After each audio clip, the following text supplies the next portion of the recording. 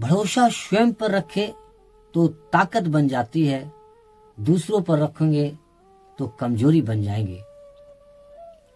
PS लाल ज्योतिष channel में आप सबों का हृदय के गहराई से स्वागत है, बहुत बहुत अभिनंदन है।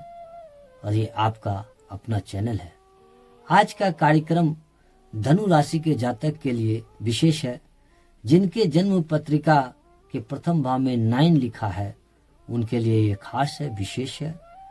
गोचर के परिवर्तन से ही जीव के जीवन में इसका प्रभाव पड़ता है। जानेंगे धनु लग्न वाले जातक के जनवरी माह 2024 में गोचर में ग्रह की क्या स्थिति है। चर्चा करेंगे आपका व्यक्तित्व, आपका शिक्षा, दैनिक जीवन, व्यापार, प्रेम संबंध, वैवाहिक जीवन, भाग्य और करियर, इन तमाम बिंदुओं पर चर्चा करेंगे। आप बने रहेंगे अंत तक हमारे साथ और अंत में बताएंगे उपाय। इन उपायों को आप फॉलो करेंगे। और कार्यक्रम शुरू करने से पूर्व आप सबों को नव वर्ष की बहुत बहुत शुभकामनाएं, बधाई। आप लोग सदैव मुस्कुराते रहे और आपकी मनोकामना पूर्ण हो, ये माँ चंडिका से प्रार्थना करते हैं। और जो व्यक्ति अपने जन्म कुंडली का विवेचन कराना चाहते हैं या नया कुंडली बनाना चाहते हैं या स्वयं की हस्तरेखा के द्वारा स्वयं के जीवन में जानना चाहते हैं, तो ऐसे व्यक्ति संपर्क कर सकते हैं। वीडियो के डिस्क्रिप्शन में हमारा नंबर दिया है, आप संपर्क कर सकते हैं। कोई विचार है तो आप कमेंट्स करके बता सकते हैं। चलिए जानते हैं गोचर में ग्रह की क्या स्थिति है। तो लग्न में सूर्य देव और मंगल देव विराजमान है।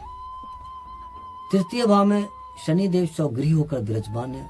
चतुर्थ भाव में राहु देव विराजमान है और पंचम भाव में गुरुदेव विराजमान है। नवम भाव में चंद्रमा देव है और दसम भाव में केतु देव विराजमान है और द्वादश भाव में बुध और शुक्र देव विराजमान है। यह गोचर की स्थिति है धनु लग्न वाले जातक का जनवरी माह 2024। अब थोड़ा ऐसे जातक का संक्षेप में व्यक्तित्व की चर्चा करता हूँ कि ऐसे जातक का व्यक्तित्व कैसा होगा। एक्चुअली में ये जातक थोड़ा धार्मिक प्रवृत्ति के तो होते हैं, लेकिन वास्तविक में धर्म को तो ये मानते हैं, लेकिन ये संपूर्ण ये धार्मिक नहीं होते। ये अपने जीवन में सम्मान को भी चाहते हैं और ये अपने जीवन में तमाम सुख सुविधा का भोग चाहते हैं। अर्थात किसी भी सूरत में ये जीवन में अपने सुख सुविधा को प्राप्त करना चाहेंगे। और ऐसे जातक वक्त और परिस्थिति के हिसाब से चलते हैं। इनके जीवन में कोई नीति नहीं होता है। अगर नीति होता भी है तो वो नीति समय के अनुकूल होता है, क्योंकि समय और परिस्थिति के हिसाब से ये अपने नीति में परिवर्तन करते हैं, क्योंकि ये जीवन में तमाम सुख सुविधा को प्राप्त करना चाहते हैं। चलिए मैंने संक्षेप में इसकी चर्चा की। आगे जानते हैं स्वास्थ्य।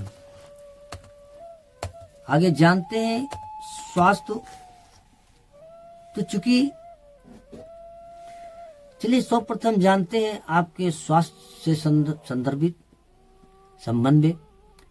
तो चूंकि स्वास्थ्य का मालिक प्रथम भाव में गुरुदेव है, धनु गुरुदेव है, जो कि धनु राशि का स्वामी गुरुदेव पंचम भाव में जाकर बैठे हुए हैं और इनकी दृष्टि रिबैक प्रथम भाव में पड़ती है, अपने ही भाव में है।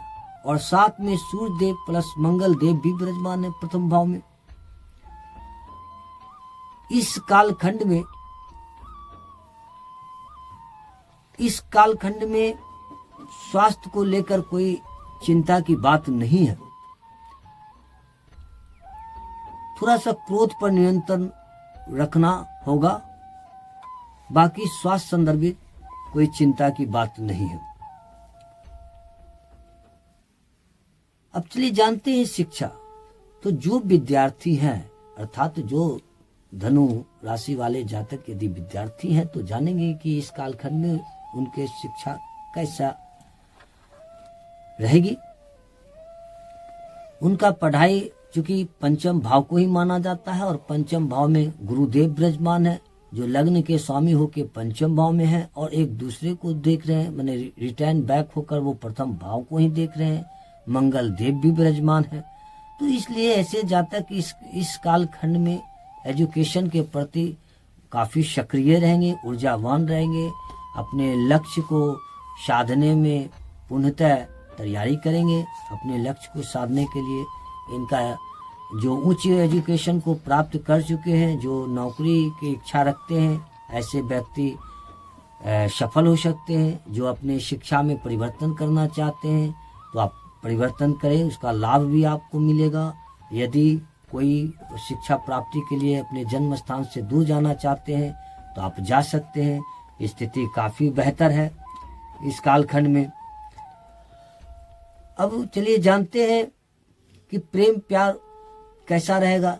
तो चूंकि पंचम भाव को इसका माना जाता है प्रेम प्यार के लिए, तो इस दौरान प्रेमी और प्रेमिका के बीच बहुत बेहतर संबंध रहने वाला है। दोनों के हृदय में समान स्थिति रहेगा प्रेम को लेकर। बस थोड़ा सा एग्रेसिव होने से बचेंगे, सावधान रहेंगे। और जिन व्यक्ति का पूर्वार्थ में प्रेम प्रसंग में खटास आ गया हो तो उनका स्थिति भी बेहतर हो जाएगा, और जिनका प्रेम प्रसंग नहीं है तो उनका प्रेम प्रसंग होने की स्थिति बन सकती है। ऐसे तो मेरा इस पर प्रेम के विषय में एक सलाह रहता है, चूंकि विषय है तो चर्चा बनता ही है, लाजमी है चर्चा करना। लेकिन जो विद्यार्थी है, जिनके जीवन में एक बड़ा ड्रीम होता है, लक्ष्य होता है, तो ऐसे व्यक्ति, ऐसे विद्यार्थी जब तक आप अपने जीवन में लक्ष्य को प्राप्त ना कर ले तो इनसे दूर रहे तो बेहतर है। वरना प्रेम का आनंद लेते हुए जीवन को यदि आप चाहते हैं कि लक्ष्य को भेद लेंगे तो इट इज नॉट पॉसिबल। धोखा देने से अच्छा है धोखा खाना, याद रखेंगे। और जो वैवाहिक व्यक्ति है, शादीशुदा व्यक्ति है, उनका परिवार ऑलरेडी बेहतर है, स्टैंड है, उसके बाद आप कहीं दिल लगा रहे हैं तो आप समझे कि आप अपने समस्या को आप पैदा कर रहे हैं। और सिर्फ समस्या ही नहीं पैदा कर रहे हैं, बल्कि ये आपको आगे जाकर प्रारब्ध में इसका कहीं न कहीं भरपाई आपको करना होगा। ये एक प्रकार का धोखा है, इससे बचना चाहिए। अब चलिए जानते हैं वैवाहिक जीवन कैसा रहेगा। क्योंकि सेवंथ भाव को भी विवाह भाव माना जाता है, तो सेवंथ भाव का स्वामी जो कि बुधदेव बनते हैं और जो कि द्वादश भाव में बैठे हुए हैं शुक्रदेव के साथ, जो कि 8 जनवरी तक रहेंगे इस स्थान पर। चूंकि 8 जनवरी के बाद इनका गोचर में परिवर्तन होगा, तो जीवन साथी के साथ कोई भी स्वास्थ्य संदर्भित थोड़ी समस्याएं, परेशानी आ सकता है, आप ध्यान रखेंगे। एलर्जी संदर्भित परेशानी हो या कुछ स्वास्थ्य को लेकर आपका स्पेंडेंट हो सकता है, खर्च हो सकता है, कुछ परेशानी हो सकती है 8 जनवरी के पहले तक। तो और बाकी सब बेहतर है। पति पत्नी के बीच सामंजस्य बनाए रखे, तनाव ना करे। चलिए जानते हैं कि व्यापार कैरियर कैसा रहेगा।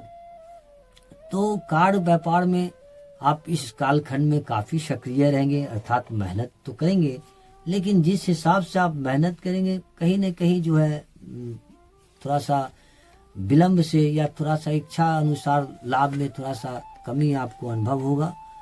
लेकिन इच्छा अनुसार लाभ में कमी मिलेगा। और 8 जनवरी के बाद व्यापार को लेकर आपकी स्थिति बेहतर रहेगा। और जो लोग सर्विस में है, नौकरी में है, उनका स्थिति कुल मिलाकर बेहतर करियर में रहेगा। चलिए जानते हैं भाग्य की स्थिति कैसी रहेगी जनवरी माह में। तो ये भाग्य की स्थिति भी बहुत बेहतर है, क्योंकि एक ग्रह नहीं 4 ग्रह आपकी पॉजिटिव स्थिति में है। उसके बावजूद भी 4 स्थिति पॉजिटिव में है, भाग्य आपका बिल्कुल साथ देगा, लेकिन उसके बावजूद भी आपका 2-4 रोज 5 रोज मानसिक रूप से थोड़ा परेशान रह सकते हैं। 5 दिन, 1 सप्ताह, 5 दिन, महीना में आप थोड़ा परेशानी अनुभव करेंगे। और 8 जनवरी, चूंकि बुध कमजोर है 8 जनवरी तक, इसके बावजूद आपको भाग्य साथ अवश्य देगा। इसका लाभ आप कर सकते हैं। यात्रा करना चाहते हैं तो कर सकते हैं, और कहीं यदि रुपया इन्वेस्टमेंट करना चाहते हैं शेयर बाजार में, या कोई नया व्यवसाय करना चाहते हैं तो आप इस दौरान कर सकते हैं। जन्म स्थान से दूर यदि कोई कार्य व्यापार करना चाहते हैं तो आप कर सकते हैं, इसका लाभ आप उठा सकते हैं। और चूंकि शुक्रदेव बुधदेव का परिवर्तन जो है, शुक्रदेव का परिवर्तन आगामी 18 जनवरी को होगा, और बुधदेव का परिवर्तन 8 तारीख को होगा, तो आपकी स्थिति और भी बेहतर हो जाएगा। क्या करें उपाय? तो आप सर्वप्रथम भगवान गणेश का पूजा करें और गुरु का बीज मंत्र का जाप करें। ओम ग्रांग ग्रीं ग्रौं शह गुरुवे नमः 27 बार इस मंत्र का जाप अवश्य करें। साथ में मंगल देव का बीज मंत्र का जाप करें। ओम क्रांग क्रीं क्रौं शह भौमाय नमः, इस मंत्रों का 27 बार आप जाप करें। और शिवालय में 1 लोटा जल अवश्य चढ़ाए, इसे आप ना भूलें। 1 लोटा कम से कम जल शिवालय में आप जरूर चढ़ाएं। कैसी लगी वीडियो? सब्सक्राइब करेंगे, लाइक करेंगे, मित्रों के साथ शेयर करेंगे, और इसी तरह बने रहेंगे हमारे साथ। फिर नए विषय को लेकर आपके समक्ष उपस्थित होंगे। वीडियो देखने के लिए बहुत बहुत धन्यवाद।